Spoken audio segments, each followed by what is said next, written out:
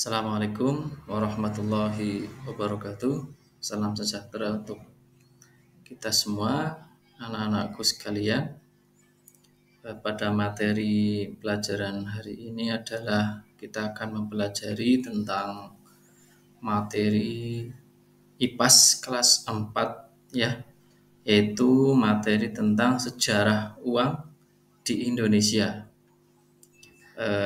Tentu anak-anakku sekalian pernah dan pasti sudah pernah menggunakan uang. Perlu diketahui sejarah uang di Indonesia itu cukup panjang ya. Namun Pak Guru akan menyampaikan dalam waktu yang cukup singkat. Semoga anak-anakku sekalian dapat memahami tentang sejarah uang di Indonesia. Baik, sebelum kita mulai, marilah kita membaca basmalah bersama. Bismillahirrahmanirrahim. Terima kasih. Perhatikan baik-baik apa yang akan Pak Guru sampaikan melalui presentasi ini. Bentuk awal pertukaran dulu pada waktu masyarakat Indonesia kuno ya, atau awal dari masyarakat di Indonesia ini penduduknya belum mengenal yang namanya mata uang seperti sekarang ini. Tentu dikarenakan karena budaya, teknologi, dan pendidikan juga ya. Dan juga zaman waktu itu memang belum menuntut untuk menggunakan mata uang seperti sekarang ini. Perlu diketahui ada berapa macam ya nilai tukar atau apa yang digunakan pada masyarakat dahulu di Indonesia dalam bertransaksi untuk mendapatkan barang demi mempertahankan kehidupan. Yang pertama adalah menggunakan sistem barter. Ada yang sudah tahu sistem barter? Ya, barter adalah sistem pertukaran barang dengan barang ya, atau barang dengan jasa ya, ditukar secara langsung.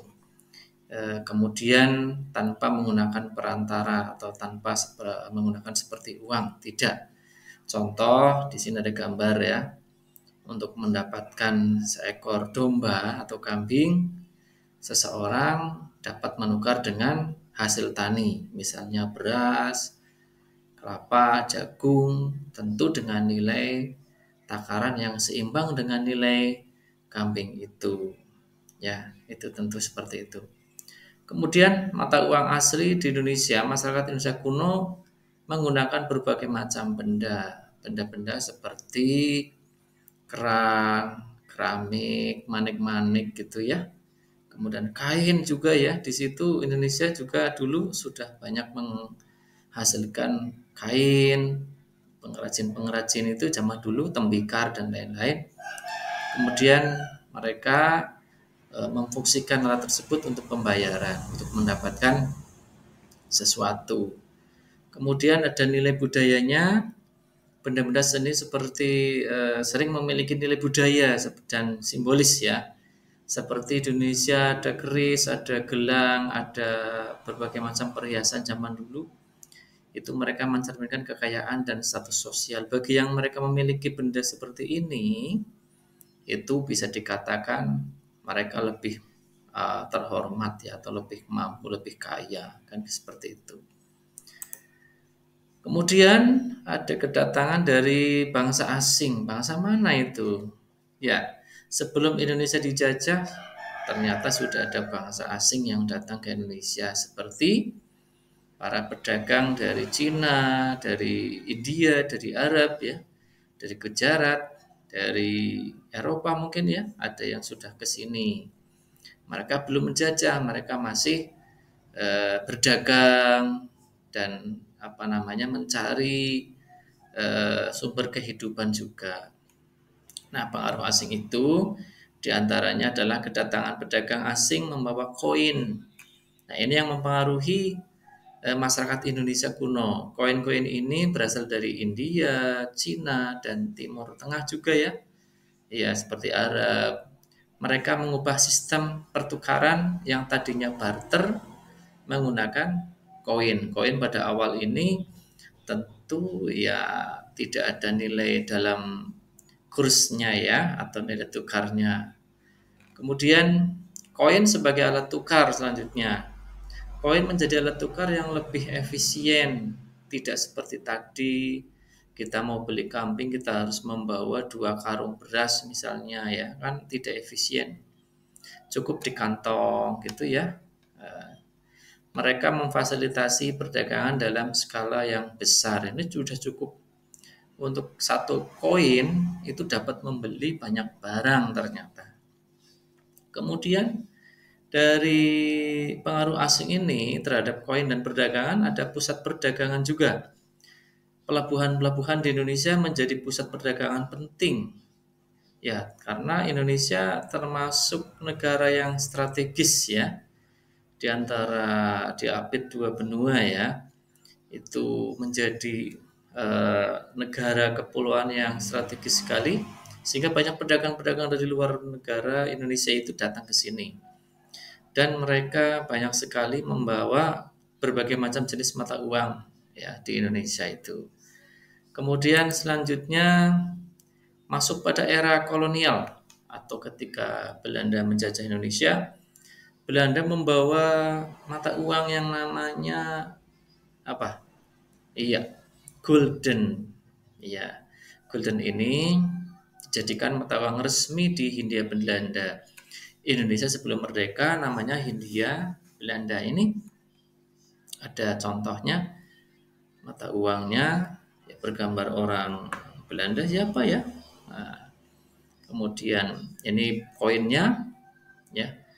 Kemudian menggunakan sistem moneter terpusat. Bank-bank didirikan di Indonesia sudah mulai berdiri ya untuk mengatur sirkulasi uang. Mereka juga mengendalikan nilai tukar. Ini di Indonesia masuk era Hindia Belanda ini sudah mengenal nilai tukar mata uang dan dikendalikan oleh bank-bank itu. Sudah agak modern mengenal budaya Eropa yang sudah terlebih dahulu modern dalam bidang keuangan. Apa dampak ekonominya? Dampak ekonominya adalah sistem ini mempengaruhi ekonomi lokal. Ya, tentunya masyarakat mulai bergantung pada mata uang asing. Tidak seperti tadi dan banyak yang tidak menggunakan barter lagi. Lah, saya nggak mau barter lagi. Saya pinginnya pakai uang gitu. Karena menganggap bahwa uang adalah lebih mahal daripada 1 ekor kambing, 1 ekor ayam gitu. Ya. Kemudian setelah merdeka, ya tentu Indonesia memiliki aturan ya. Kemerdekaan dan rupiah. Nah, Indonesia menentukan mata uang namanya rupiah. Ya. Membangun mata uang nasional, mata uang sendiri. Indonesia tidak tergantung kepada orang Hindia Belanda lagi. Di era kemerdekaan, setelah kemerdekaan Indonesia menciptakan mata uang namanya rupiah. Ya, rupiah menjadi simbol kedaulatan ekonomi. Kemudian tidak mudah ya, tidak mudah ternyata ada tantangannya. Rupiah menghadapi tantangan besar. Ini termasuk inflasi dan ketidakstabilan ekonomi.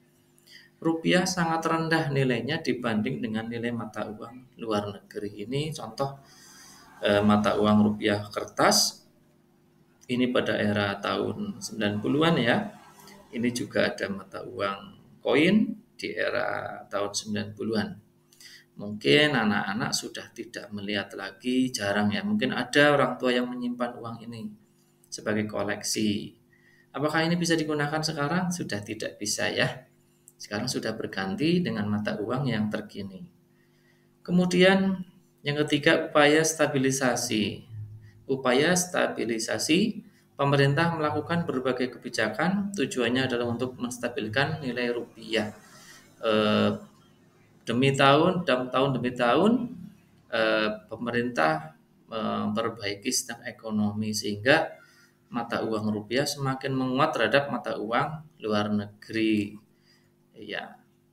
Kemudian selanjutnya inflasi dan tantangan ekonomi terhadap respon kebijakan moneter. Di antaranya satu, inflasi. Indonesia sering mengalami inflasi tinggi. Ini merusak daya beli masyarakat. Contoh ketika era Setelah merdeka, Indonesia mengalami inflasi. Inflasi itu menilai mata uangnya merosot ya, tidak berlaku, apa-apa mahal, kemudian krisis ekonomi, krisis moneter, sehingga mempengaruhi daya beli masyarakat. Masyarakat enggan untuk membeli, maka pertukaran uang juga berhenti atau stagnan. Kemudian yang kedua, kebijakan moneter. Bank Indonesia menggunakan kebijakan moneter tujuannya mengendalikan inflasi. Ya, dikendalikan oleh Bank Indonesia dengan mengeluarkan mata uang baru, dengan memperbaiki sistem keuangan juga.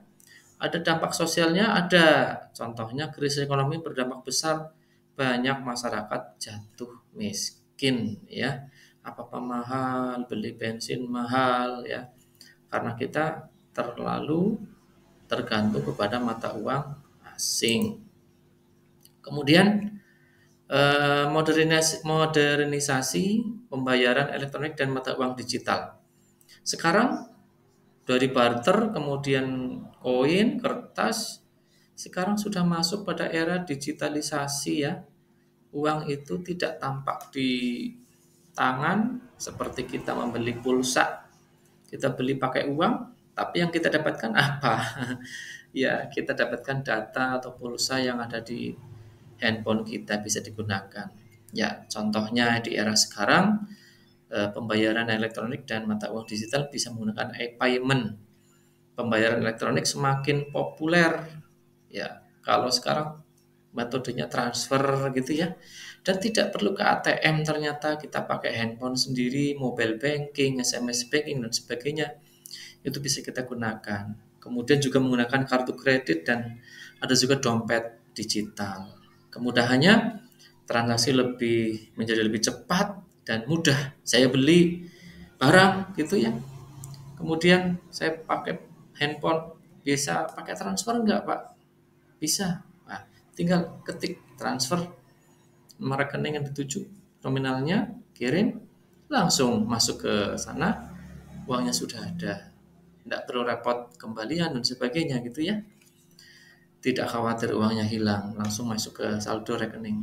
Kemudian kemudahannya, mata uang digital berpotensi mengubah sistem keuangan. Ini menawarkan solusi yang baru ternyata ya. Pakai kris, pakai mobile banking, ada dana dan sebagainya. Sekarang lebih mudah sekali. Itu era digital sekarang. Kemudian masa depan uang di Indonesia ada inovasi dan inklusi ya. Inovasi teknologi finansial terus berkembang. Ini menawarkan peluang besar. Ya, kita tidak melihat orang menumpuk uang di rumah, bahkan menggunakan dompet yang tebal, tidak. Tapi mereka ada disimpan di ATM, di rekening dan sebagainya gitu ya. Ada investasi saham dan sebagainya. Tahu-tahu orang ini punya saham yang besar, miliaran, triliunan, padahal orangnya biasa-biasa saja. Itu contoh. Kemudian yang kedua, inklusi keuangan. Penting untuk memastikan akses keuangan ini untuk seluruh lapisan masyarakat. Kita dapat mengakses keuangan dengan mudah ya, tanpa perlu khawatir menyimpan uang di bank. Kemudian yang ketiga, regulasi yang tepat diperlukan. Ini untuk mendukung inovasi dan melindungi konsumen. Harus ada undang-undang ya, tentunya untuk melindungi konsumen agar uang yang disimpan di saldo rekening atau di bank ada jaminan keamanannya. Ya, demikian materi tentang sejarah uang di Indonesia. Sekali lagi, dulu Indonesia masyarakatnya menggunakan barter, kemudian menggunakan koin, ya, koinnya berbagai macam, kemudian menggunakan nilai golden, ya, oleh Hindia Belanda, kemudian terus setelah merdeka dengan mata uang rupiah dan berkembang mengalami moneter dan berkembang menjadi keuangan digital gitu ya. Dan sekarang inovasi lagi. Mudah-mudahan materi ini dapat bermanfaat bagi kalian semuanya. Sekian, Assalamualaikum warahmatullahi wabarakatuh.